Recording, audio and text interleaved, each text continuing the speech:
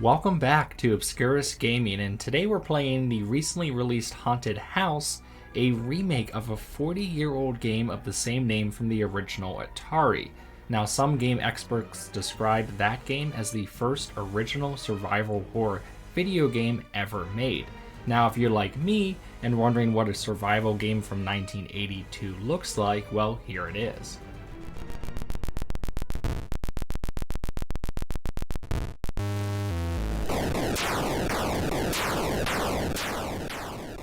Now, in the 2023 version of Haunted House, you'll be playing as a group of kids who get stuck inside, well, a haunted house because of reasons that aren't too important, and have to traverse room by room until you get to the end and find your way out. The problem is the haunted house is always shifting, so every time you die, or in the words of the game, get trapped in the mansion, you'll have to restart from the beginning, and the next run will be a completely different layout with different rooms. Yes, this is a roguelike game, so every time you get trapped, you'll have to restart, but you'll keep whatever items and belongings you found and can purchase upgraded abilities to help your cause, like more health, more item slots, or a stronger lantern, to name a few.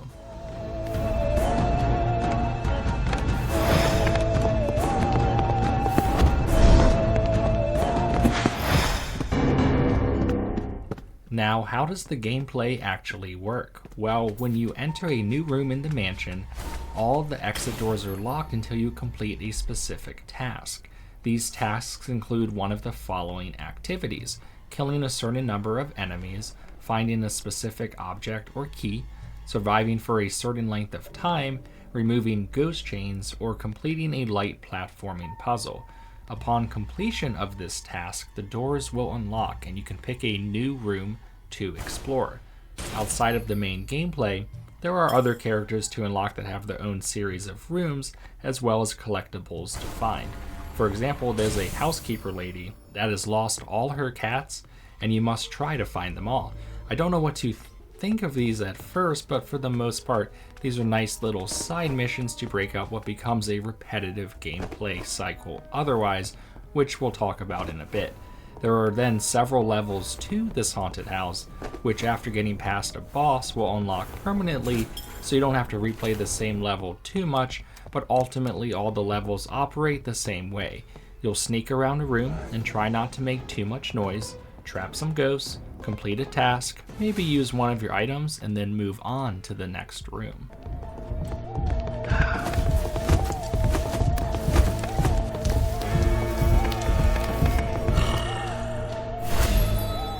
Control-wise, I actually wasn't a fan of some of the decisions here. For a game that involves a lot of stealth, I really disliked how even if you lean your control stick just a little bit in one direction, your character goes from standing to walking super fast and nothing in between. You always have to hold down the sneak button, which was L on the Switch version, which is annoying, but I did get used to that specific element eventually. My biggest gripe is I found the hit detection to be super inconsistent. Like, the main attack mechanic you have is to sneak up behind an enemy and activate your lantern by pressing Y, and this essentially one hit kills almost any enemy.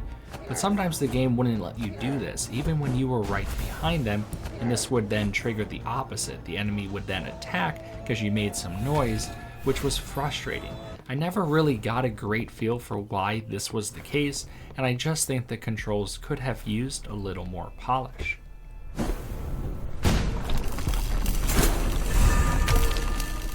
Unfortunately, this review wouldn't be complete without also mentioning some of the technical hiccups that I ran into.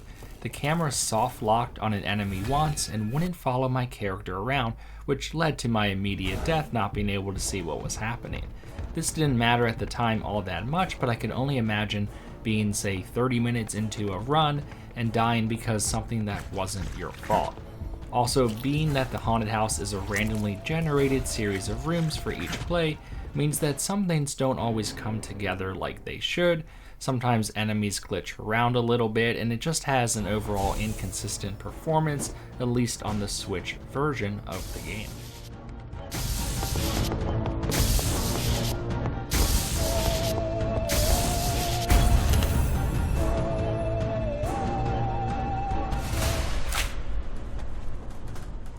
In the end, Haunted House is an inoffensive, family-friendly roguelike that is just too boring to be all that memorable and probably equal parts fun and frustrating. Now, grading on the $20 curve, which is a nice inexpensive price point for a game, means the game definitely is a budget-conscious experience that you will get your money's worth for yourself if you do pick it up, but Luigi's Mansion 3, this is not. It is still deserving on a spot of my Halloween games list, which I'll link to here if you haven't had a chance to check it out yet. Just go in with some modest expectations. Thanks for watching this video, everyone, and I'll catch you next time.